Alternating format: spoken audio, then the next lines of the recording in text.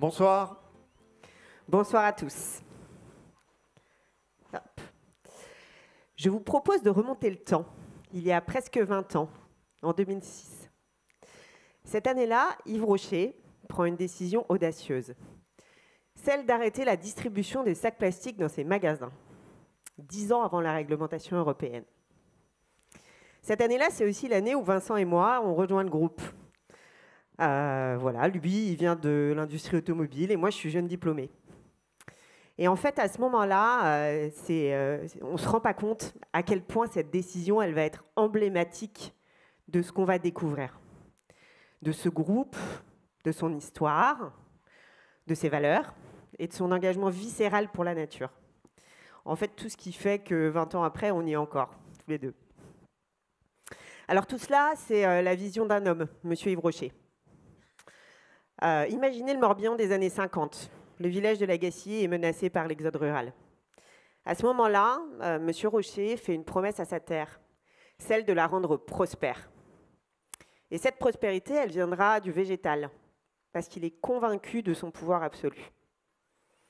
À ce moment-là, il crée une première crème dans son grenier.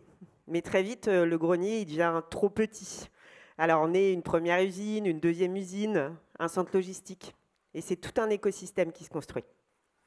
La promesse est tenue. Aujourd'hui, c'est 1500 personnes qui travaillent à Lagacy et qui font vivre cette promesse tous les jours, qui produisent des produits cosmétiques de manière durable. 92% de nos produits sont fabriqués en Bretagne, avec un taux de naturalité de 96%.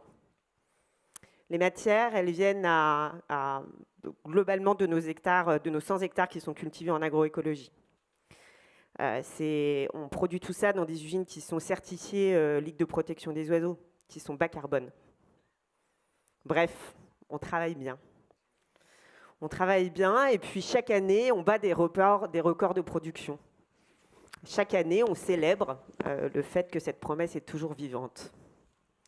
Alors c'est très bien ça Marion, mais tout ça, ça repose sur un détail, le volume.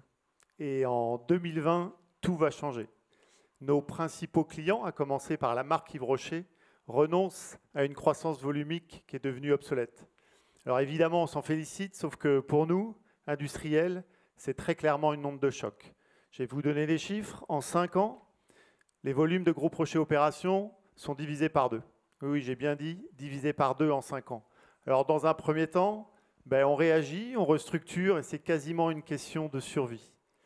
Et puis très vite, à un moment, vient la question du rebond, du futur. Qu'est-ce qu'on doit faire? Est-ce qu'on peut rattraper ce modèle volumique? Oui, c'est possible. On peut casser les prix, produire en masse pour des marques blanches et puis générer autant de déchets supplémentaires. Et tout ça, ça peut donner du travail à des familles qui sont avec nous depuis 2 ou 3 générations, mais à quel prix? Ou bien on va challenger le modèle et on se réinvente. Alors c'est facile à dire, c'est pas si simple à faire.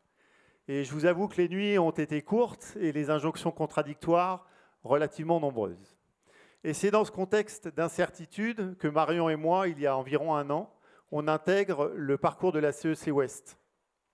Et j'en profite ce soir, en tout cas nous en profitons ce soir pour vraiment exprimer toute notre gratitude envers nos COFA, notre camp de base et toute la communauté qui nous a donné l'inspiration, la force et le courage de nous réinventer.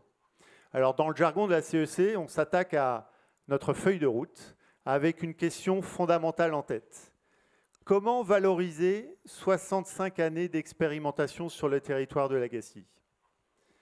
Le premier temps à la manœuvre, et si, plutôt que de simplement viser une optimisation de notre chaîne de valeur, on réinventait complètement un modèle industriel? Marion sait très bien que nos sites soient LPO ou bas carbone, mais aujourd'hui, c'est plus suffisant. Alors imaginez une usine forêt, neutre en carbone, recyclant son eau, parfaitement intégrée dans son écosystème, invisible vue du ciel, et où les collaborateurs partageraient leur temps entre les ateliers et les champs. Nous, on croit à cette vision, et d'ores et déjà, on engage des ressources pour la développer. Le deuxième temps à la manœuvre, et si nous partagions nos actifs et nos savoir-faire pour le territoire et ses communautés, avec l'intention aussi de contribuer à l'instauration d'écosystèmes régénératifs. Alors ces actifs-là, ils existent déjà, hein. Ils sont là, on les voit. C'est comme ce champ de calendula, voilà, que vous pouvez trouver derrière nous. Et alors partageons quelques exemples. Ça fait 25 ans qu'on cultive des champs bio. Ces champs, ils nous donnent des fleurs. Ces fleurs, on les transforme en extraits et ces extraits, on les intègre dans nos produits. La question est, pourquoi ne pas ouvrir ces savoir-faire et les proposer à d'autres acteurs du secteur de la cosmétique ou à d'autres acteurs du territoire? Un autre exemple. Derrière ces cultures, il y a beaucoup de connaissances très précieuses sur le végétal. Vous pouvez découvrir ici notre jardin botanique et puis Thierry, l'un de nos experts. Alors, partageons ça et créons l'Académie de l'agroécologie. On a les champs, on a les experts, on a le lieu. Créons un territoire de découverte et d'expérimentation où l'on pourra former les protecteurs du vivant de demain. Et puis un dernier exemple, très vite, là, un peu plus du côté industriel cette fois-ci, la consigne. La consigne. Yves Rocher, depuis plusieurs mois, fait un test, grandeur nature, et ça fonctionne très bien. Très belle opportunité pour les opérations, pour intégrer la circularité des packaging. De la collecte, des transports décarbonés, des systèmes de nettoyage de basse consommation d'eau, réintroduction de tout ça dans le système de la chaîne de valeur.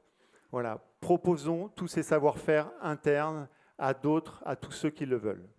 Bref, vous comprenez, nous on croit à cette vision et d'ores et déjà on travaille à pouvoir développer ces nouveaux modèles. Bref. Alors, merci. Je vais continuer pour 2 secondes. Merci. Vous le comprenez, le cap, il est hyper clair, il est lumineux pour nous. Hein. On va créer de la valeur régénérative, vraiment en travaillant et en nos savoir-faire industriels, végétales, vraiment œuvrer pour une prospérité durable à Legacy. Alors, on sait très bien aussi que ce ne sera pas facile tous les jours, hein, qu'on aura des défis à relever, qu'on aura des échecs, qu'on aura des équipes à embarquer, etc. On sait qu'on aura d'autres injonctions contradictoires. Mais on relève le défi, on le relève avec le groupe, avec cette direction, parce qu'on est vraiment convaincus qu'aujourd'hui, cette voie, c'est celle qui fait sens pour nous. Et je voudrais finir juste avec ça. La promesse d'Yves Rocher, c'était de rendre Legacy prospère. La nôtre, c'est d'y faire prospérer le vivant. Merci.